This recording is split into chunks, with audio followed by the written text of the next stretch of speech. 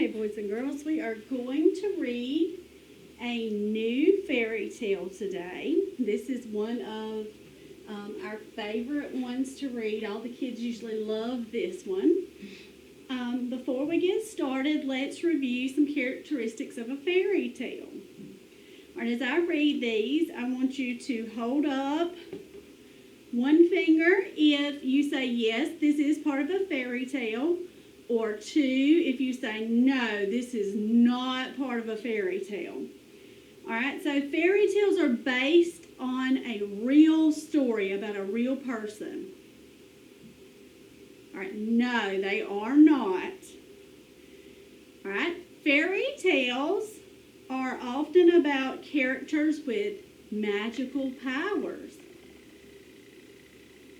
Yes, fairy tales often have magical characters or magical beings in them, just like the enchanted fish in our last fairy tale. All right, fairy tales often begin with once upon a time or in a land far, far away. Yes, they do. All right.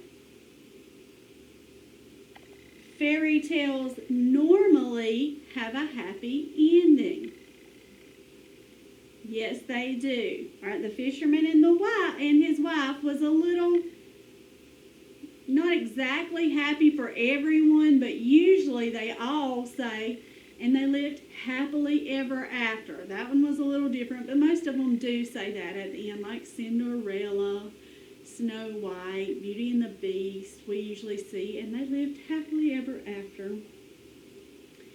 Okay, they often contain royal family, like kings, queens, princesses, emperors, people in a royal family. Yes, they do. Okay, now, the fairy tale that we are going to read today is from the other side of the world. Remember, our standard says that we recount fairy tales from diverse cultures. That means from all around the world. And the one we are going to read today is from a Danish man named Hans Christian Andersen. Okay, he actually wrote some other ones that you guys may have read before. Who has ever read The Princess and the Pea? I loved that when I was little. What about The Ugly Duckling? You guys ever read that one? Yes. What about The Little Mermaid? I bet a lot of you guys have read that one. Yes. Well, this one is called The Emperor's New Clothes. The Emperor's New Clothes. How many of you guys have ever read that one? We're going to read it today. Okay. He is from Denmark. He is Danish. All right, so before we get started, an emperor is a lot like a king. So he is royalty. So it does have royalty in it. Let's go over some vocabulary, some important words that we're going to see in this story. You're going to be listening for these words. Now, the first word is curious. What word? Yes, curious. Let's use it in a sentence. The puppy was curious about the new fallen snow. All right, curious means to have a desire to learn more about something. If you're curious, you want to know more. Okay, so someone in the story is going to be curious. They want to know more about something, just like this puppy wants to know more about this snow. What word? Curious.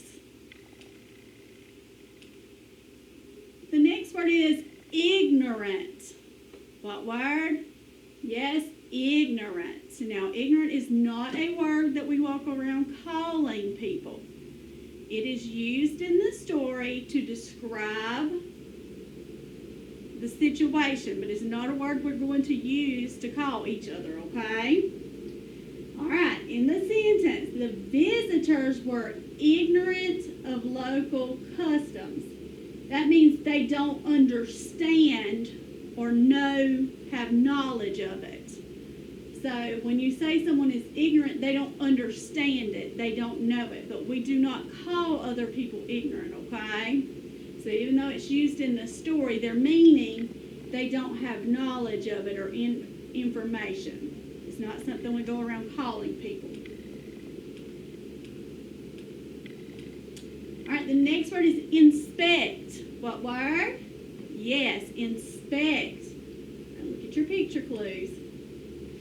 Sam's uncle asked the mechanic to inspect his car for problems before his long trip. What do you think inspect means?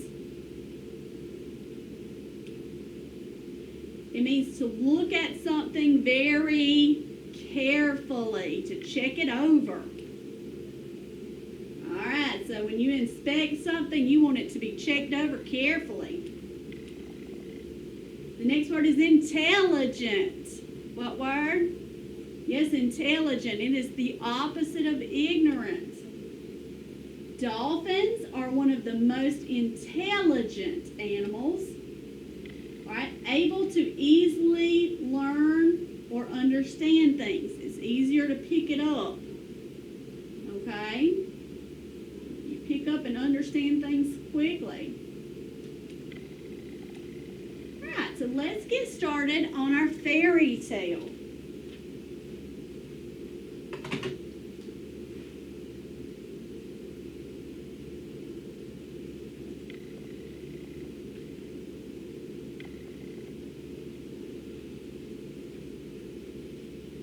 The emperor's new clothes. Many years ago, there was an emperor who loved fine clothes. Look at those fancy clothes. He did not care for hunting. He did not care for plays or the opera. He was no lover of gourmet food.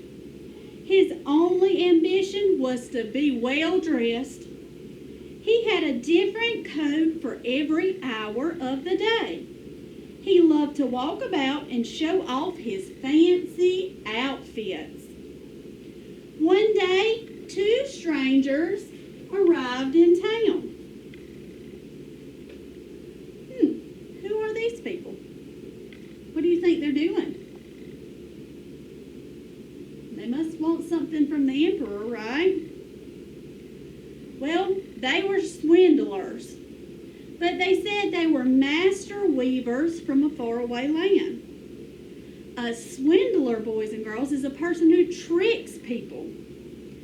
Weavers are people who make cloth. So why would they pretend to be master weavers? They're swindlers. That means they're tricksters.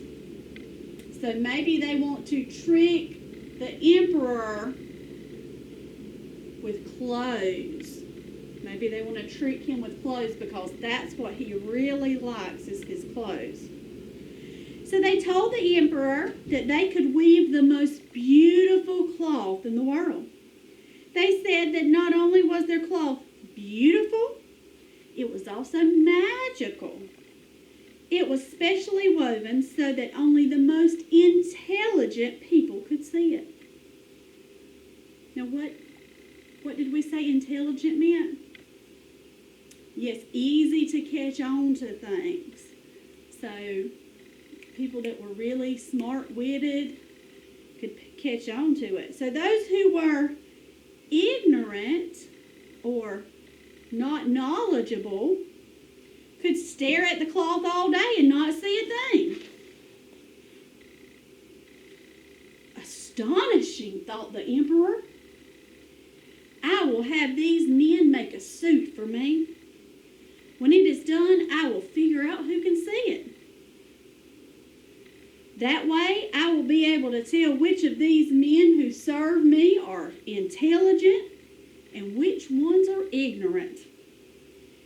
The emperor gave the swindlers a purse filled with gold coins and told them to begin weaving the cloth right away. So a purse is a bag of money. Okay. So, he gave them money to weave cloth. If they are swindlers, what do you think they're going to do? They're going to take the emperor's money. Do you think they're really going to weave him cloth? Let's see.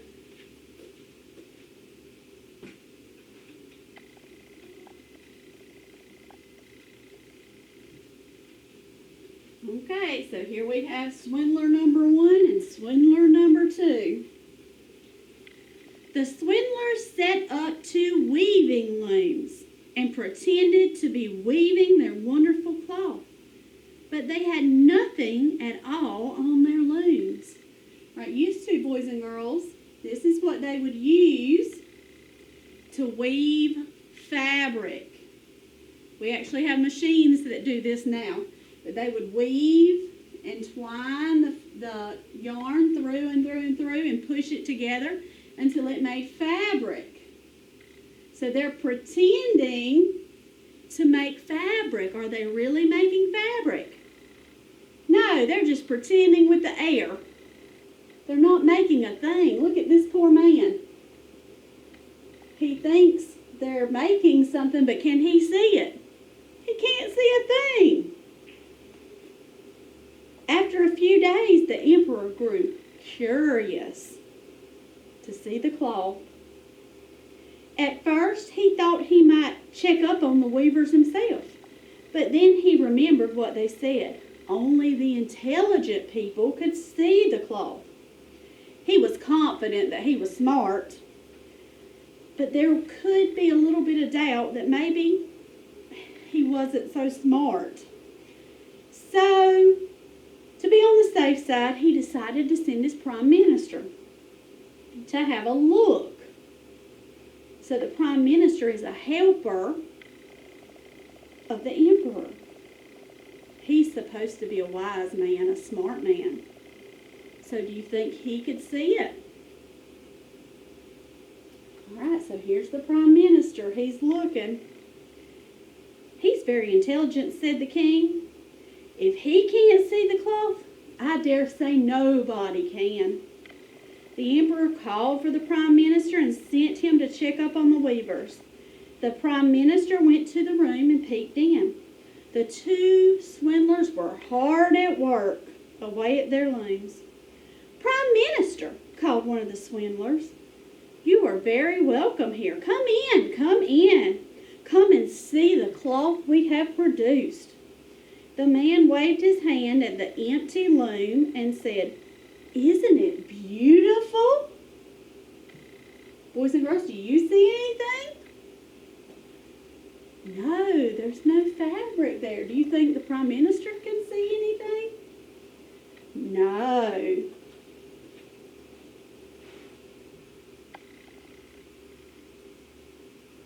So here's the prime minister checking it out. The prime minister squinted and rubbed his head. He didn't see any cloth at all, but he did not dare admit it. That would mean he was a fool. Should he pretend to see the cloth? "Yes," said the prime minister, "it is the most beautiful cloth indeed.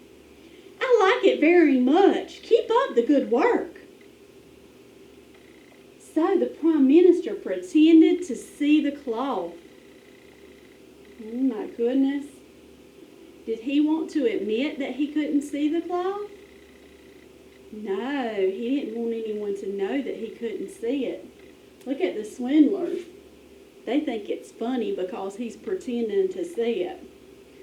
The prime minister turned to leave, but the second swindler called out to him, "Wait, don't go. You must not leave without touching the cloth. I think you will be impressed. We were just saying it was the softest cloth we have ever created." The prime minister hesitated for a moment. Then he stated, of course, and walked up to one of the looms. He reached out his hands and rubbed his fingers together, in an area where he thought there must be some fabric. He could not feel anything, but he said, "Oh, it is very soft indeed. Why, it's lighter than air." "Thank you," said the first swindler. "We are very pleased with what we have done, and we are making very good progress too. But we need a little more money for thread and other materials. Of course, you understand." Of course, said the Prime Minister. He reached into his pocket and pulled out a bag of money and coins. Then he handed it to the swindlers. The Prime Minister went back to the Emperor and told him that the cloth was quite lovely and soft. He said he was confident that the Emperor would like it. That was what the Emperor had hoped to hear. The next day, he went to have a look for himself. After all, if the Prime Minister had liked what he had seen, the cloth could surely be seen by him. But when he stepped into the room where the two men had set up their looms, the Emperor saw nothing on the looms. So what happened when the Prime Minister, when the Emperor went down to look? The Emperor was not able to see anything. The Emperor can't see anything because there's nothing really there. So here we have the two swindlers. We have the Emperor. He's looking at the loom. He can't see anything because there's nothing there. They're trying to trick him. But he thinks he can't see it because he thinks he's not smart enough. He thinks he's not intelligent. This is terrible, he thought. I don't see anything at all. What can this mean? If the Prime Minister saw the cloth, then why can't I see it? Am I not smart? Am I unfit to be the Emperor? That would be the most dreadful thing that could happen to me. But out loud he said, "Oh, it is magnificent, truly magnificent. Why, I have never seen cloth so lovely. Shall we go ahead and make you a suit then, Your Majesty?" Yes, by all means," said the Emperor. "You can get my measurements from the royal tailor." All right, so in his mind, the Emperor's thinking, "Oh no, I cannot see this fabric. I'm not smart." But out loud, when he's talking to the swindlers, he's saying, "Oh no, I may not know, but I'm going to pretend like I can see it." So he told them, "Oh, it's beautiful. Go on ahead and make me a suit." So even though he can't see it, he's pretending to see it.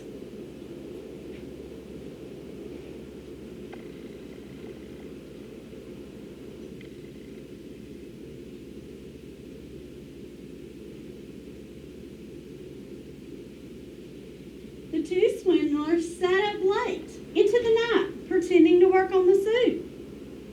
They wove more invisible cloth. They cut the air with scissors. They stitched the wind with threadless needles. Other noblemen came to inspect the cloth, and all of them pretended to be able to see because they did not want to appear to not be smart. Soon the whole town was talking about the wonderful cloth that the Emperor's new suit. At last, the day came when the Emperor was to wear his new clothes in public. The two swindlers presented themselves in the Emperor's dressing room at daybreak. So they're working. Can anyone see the Emperor's outfit? No. So let's see what happens when the Emperor gets his new clothes.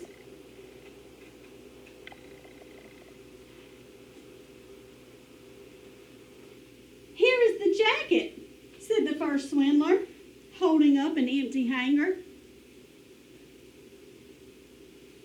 And here are the pants, said the other, holding one hand in the air. What do you think of them? All of the emperor's men agreed the new clothes were splendid.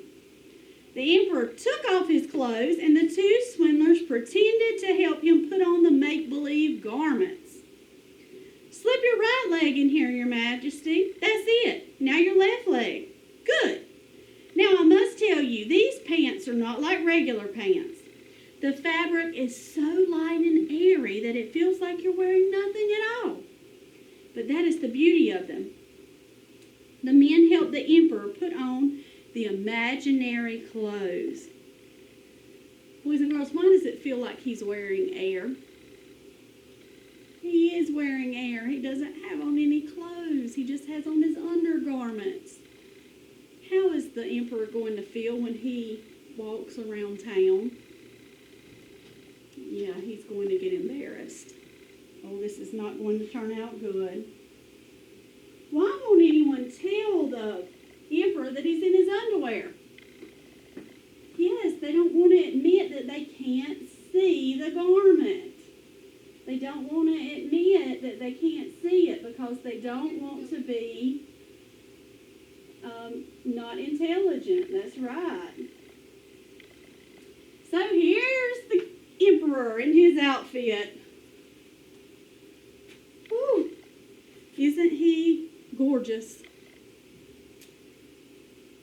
Oh my. Then they led him to the looking glass.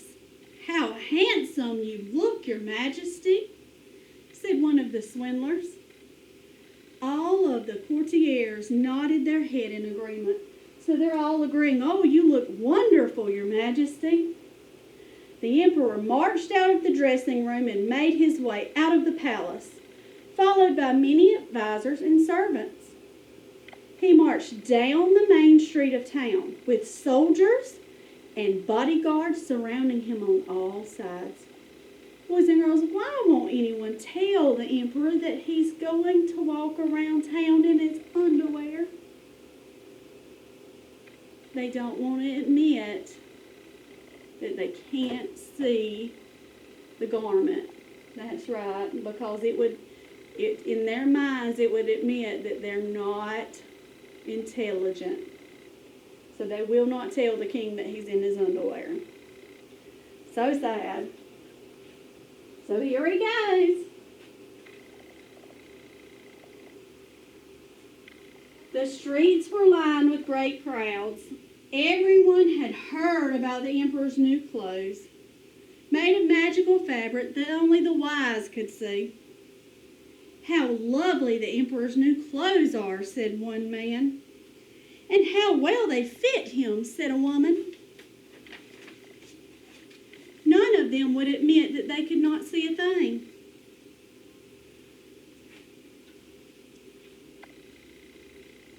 The emperor marched through the street.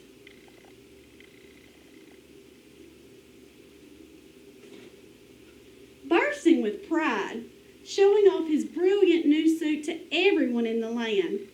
Much to his surprise, they all seemed to see what they could not. And so he was not going to be the one to tell them. Just then, a child stepped out of the crowd and cried out, "He hasn't got anything on!" Boys and girls, is the child telling the truth? Yes. Leave it to the child to tell the truth. At last the emperor knew that he had been tricked. He tried to march back to the palace as proudly as ever.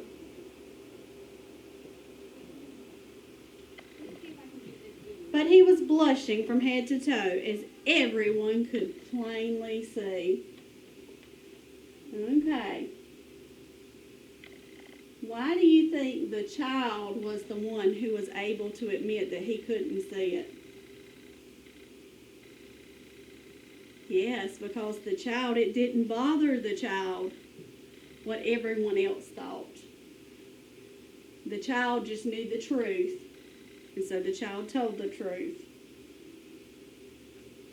All right, why do the characters in this story pretend to see the emperor's clothes? They want to seem smart or intelligent. All right, what do the swindlers promise the emperor about these clothes that intrigues him?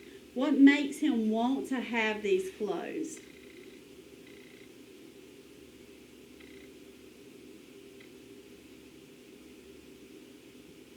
They're magical. They're magical. They're special. All right, only the smart or clever, intelligent people can see them.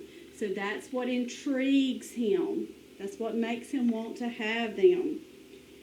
Are people really able to see the clothes? No, because it is a trick. The whole thing is a trick.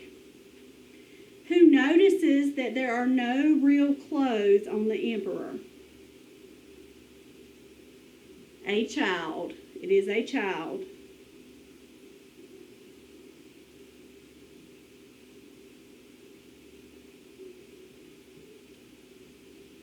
All right. What elements of a fairy tale did you find in the emperor's new clothes?